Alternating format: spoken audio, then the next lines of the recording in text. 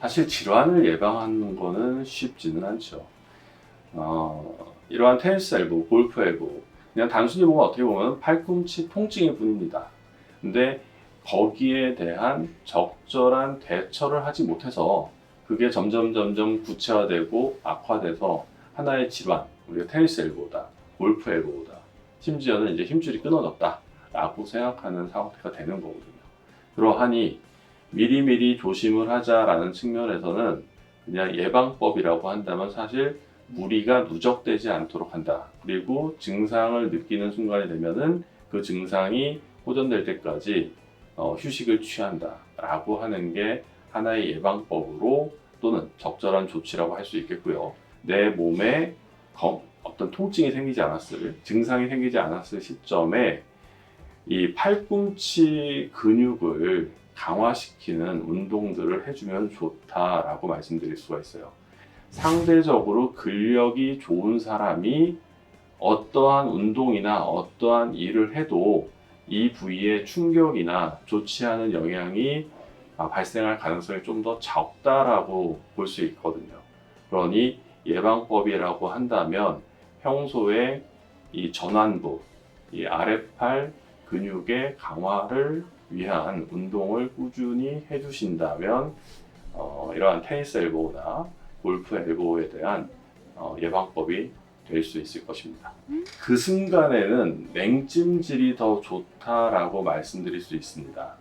이유는 우리가 통증을 느낀다는 거는 염증 반응이 시작이 됐다는 얘기고, 염증이 생겼다는 얘기는 뭔가 부어올랐다, 뭔가 화끈거린다 이런 느낌을 주는 거거든요.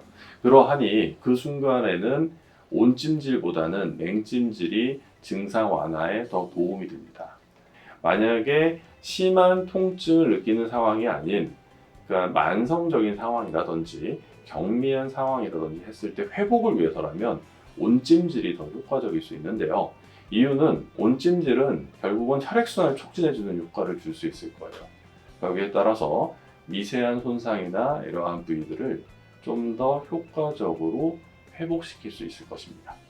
자, 또 우리가 약물 복용, 주사 치료, 비수술적 치료 또는 수술적 치료 이후에 또는 동시에 해야 되는 것 중에 하나가 스트레칭이라고 얘기를 하고 있고요. 스트레칭을 해서 도움이 된다, 스트레칭을 해서 도움이 되지 않는다. 물론 약간의 이견이 있을 수 있긴 합니다만 그래도 스트레칭이 좀 더 도움이 된다라고 얘기하는 측면이 우세하다고 보시면 되는데, 이 스트레칭을 하는 방법은 결과적으로 팔꿈치 관절을 쭉 뻗고 이 해당 부위의 근육이 최대한 늘어날 수 있도록 해주는 게 스트레칭이거든요. 그래서 스트레칭 방법은 결국은 팔꿈치를 다 뻗고 손목을 지그시 눌러줘서 이 부위에 뭔가 긴장감이 느껴지는 그 상태를 유도하는 거, 이게 스트레칭이라고 생각하시면 되는데, 이 길이감이 최대한 늘어난다고 보면 사실은 단순하게 이렇게 꺾어주는 게 아니라 약간 회전을 더 시켜주는 게 자극이 더 올 거예요.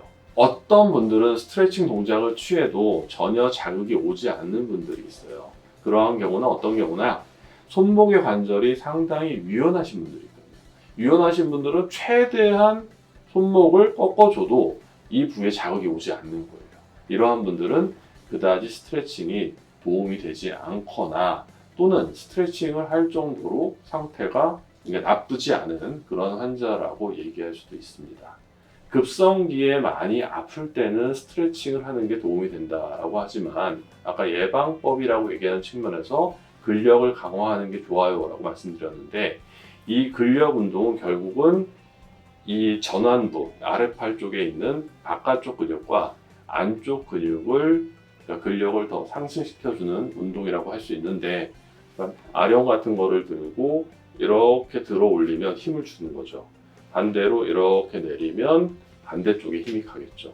그런데 테니스 엘보만 놓고 생각을 해보면 이럴 때 하는 근력 운동은 이 방향으로 들어 올리는 힘을 주는 게 아니라 여기서 시작해서 아래쪽으로 천천히 내리는 방향으로 운동을 해주는데, 상대적으로 이렇게 힘을 써서 올리는 것보다는 힘을 준 상태에서 서서히 내리는 자극을 하는 게 이 손상된 힘줄의 회복에는 좀 더 좋은 영향을 준다라고 얘기를 하고 있어요.